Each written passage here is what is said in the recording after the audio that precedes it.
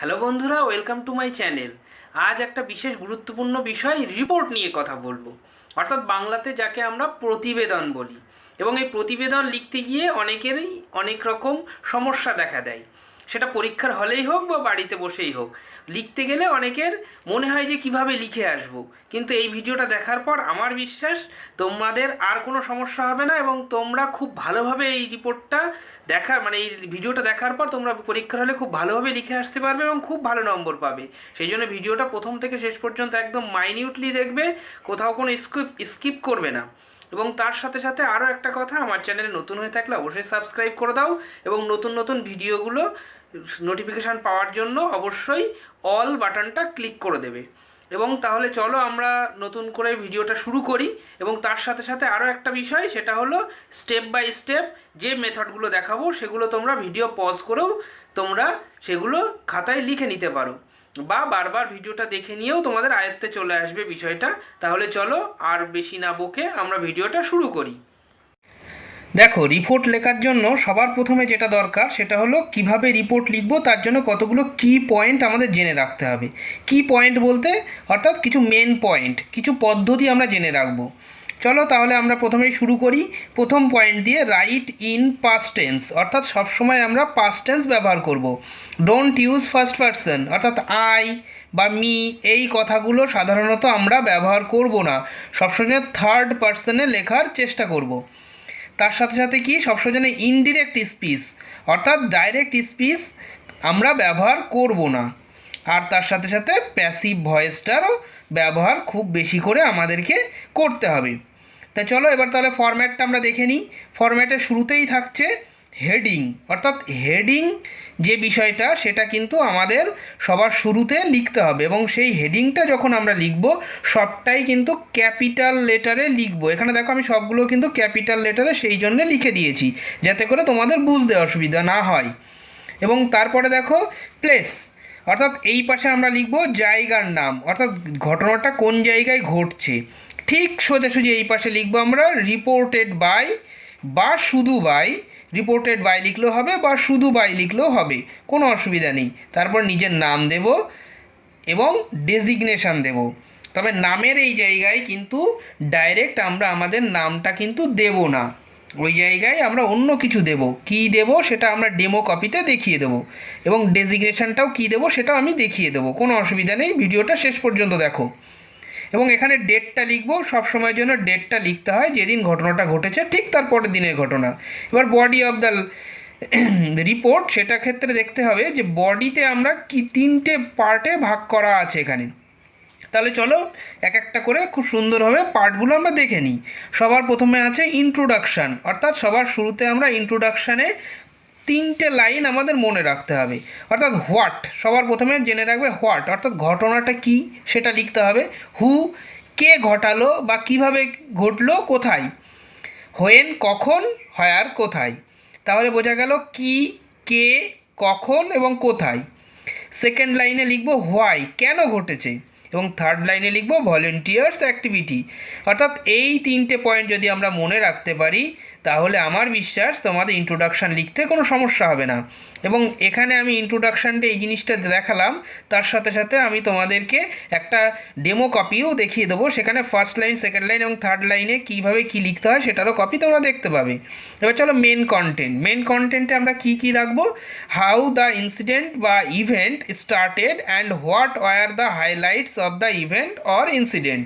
অর্থাৎ এখানে আমরা কি করব না, সেই ঘটনাটা কিভাবে শুরু হলো, অর্থাৎ হাউ, এবং হোয়াট ওয়ার দ্য হাইলাইটস, এবং সেই ঘটনার কী কী হাইলাইটস আছে, অর্থাৎ সেই ঘটনার কিছু গুরুত্বপূর্ণ দিক আমরা তুলে ধরবো। আর শেষে থাকবে কনক্লুশন। কনক্লুশনে থাকবে summarise the end of the event with a positive note, অর্থাৎ আমরা শেষ করব একটা পজিটিভিটি আইডিয়া দিয়ে, অর্থাৎ একটা পজিটিভ আইডিয়া দিয়ে আমরা কনক্লুশনটা করে দেবো।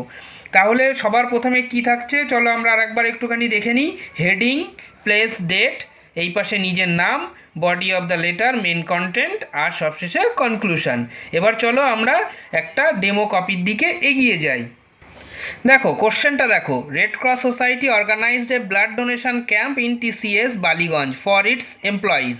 এটা আমি একটা জায়গার নাম দিয়েছি, একটা সংস্থার নাম দিয়েছি। এটা তোমাদের যে কোনো জিনিস কিছু থাকতে পারে, এবং রেড ক্রস সোসাইটি একটা ব্লাড ডোনেশন ক্যাম্প অর্গানাইজ করতে চাইছে। এবার আমাদের একটা রিপোর্ট লিখতে বলছে মোটামুটি 200 ওয়ার্ডের মধ্যে এই ঘটনাটাকে কভার করে। চলো আমরা এই ঘটনাটা কভার করে কিভাবে রিপোর্টটা লিখতে হয় সেটা আমরা দেখে নিই। দেখো ব্লাড ডোনেশন ক্যাম্প অর্থাৎ এইটাই কিন্তু হেডিং। এই হেডিংটাতে দেখো আমরা সব কিন্তু ক্যাপিটাল লেটার দিয়েছি, অর্থাৎ তোমরাও তাই ক্যাপিটাল লেটার ইউজ করবে। তারপরে দেখো নিচে হলো জায়গার নাম বালিগঞ্জ দিয়েছি এবং তারিখ দিয়েছি 15ই মে 2020। তোমরাও ঠিক তারিখটা এইভাবেই লিখবে। আর এই পাশে দেখো রিপোর্টেড বাই এবিসি, অর্থাৎ এই এবিসি যে নামটা দিয়েছি এই নামটা কিন্তু তোমরা কখনোই নিজের নাম ইউজ করবে না পরীক্ষাতে।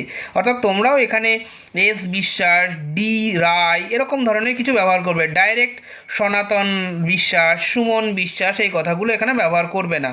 তার পাশে রিপোর্টার অর্থাৎ তোমার যে ডেজিগনেশন সেই রিপোর্টার, ঠিক তার পাশে খবরের কাগজের নাম, সেটা তোমরা দিতেও পারো নাও দিতে পারো। দ্য স্টেটসম্যান যেহেতু খবরের কাগজে লিখতে বলেছে তাই আমরা এটা নাম দিয়েছি। তোমরা যদি মনে করো দেবো না, নাও দিতে পারো, কোনো অসুবিধা নেই। তাই চলো এবার রিপোর্টটা আমরা শুরু করি। তাহলে আমরা প্রথমে ওইখানে ফার্স্ট লাইন, সেকেন্ড লাইন এবং থার্ড লাইন যে 3টে পয়েন্ট বলেছিলাম তার উপরে বেস করেই কিন্তু এটা লেখা।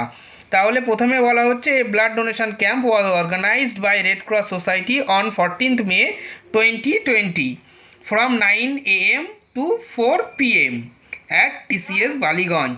এটা ছিল প্রথম লাইন। তাহলে প্রথম লাইন আমরা বুঝে গেলাম। এবং দ্বিতীয় line, the main purpose of this event was to create awareness regarding regular blood donation among the employees. এটা ছিল second line.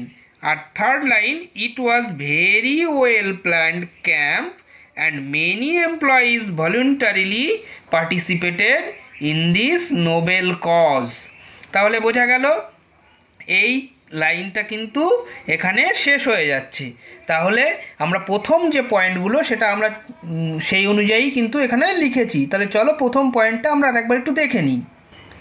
What, who, when, where আর হোয়াই আর ভলেন্টিয়ার্স অ্যাক্টিভিটি, এর ওপরেই টোটাল ইন্ট্রোডাকশনটা লেখার কথা ছিল। আমরা সেভাবেই কিন্তু লিখেছি।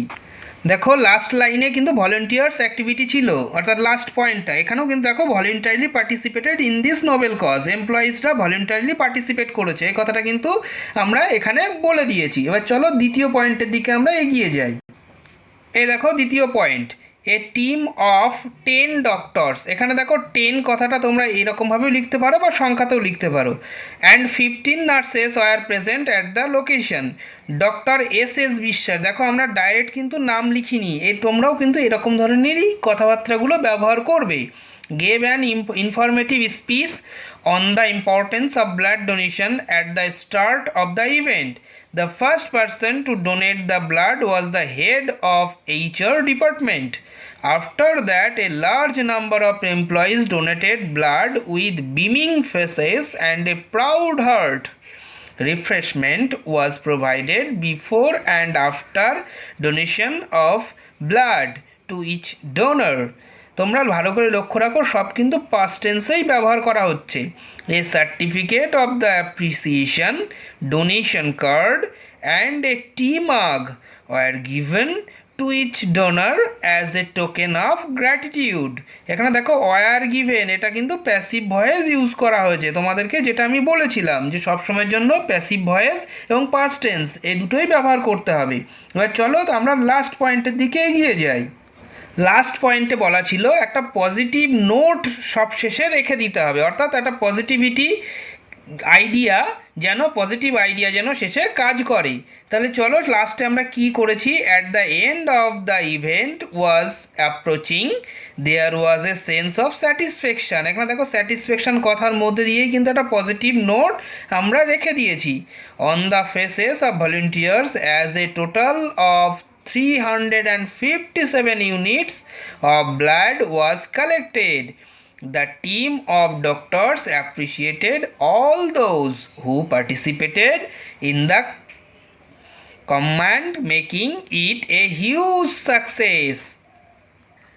অর্থাৎ সবশেষে উনি টিমের যে ডক্টররা তারা পার্টিসিপেট যারা পার্টিসিপেট করেছে এই প্রোগ্রামে, এই ক্যাম্পে, অর্থাৎ who participated in the camp, তাদেরকে অ্যাপ্রিসিয়েট করেছেন যেহেতু এটা একটা হিউজ সাকসেস পেয়েছে। তাহলে এই কথাগুলোর মধ্যে দিয়ে কিন্তু একটা পজিটিভ নোট কাজ করেছে। তাহলে চলো সবশেষে খুব তাড়াতাড়ি আমরা কি শিখলাম সেটা আরেকবার দেখে নিই। অর্থাৎ রিপোর্ট রাইটিং কীভাবে লিখবো, এই 4টে পয়েন্ট আমরা খুব ভালোভাবে মনে রাখবো। পাস্ট টেন্সে ব্যবহার, ফার্স্ট পার্সনের ব্যবহার না করা, ইনডিরেক্ট স্পিচ ব্যবহার করা এবং প্যাসিভ ভয়েস ব্যবহার করা।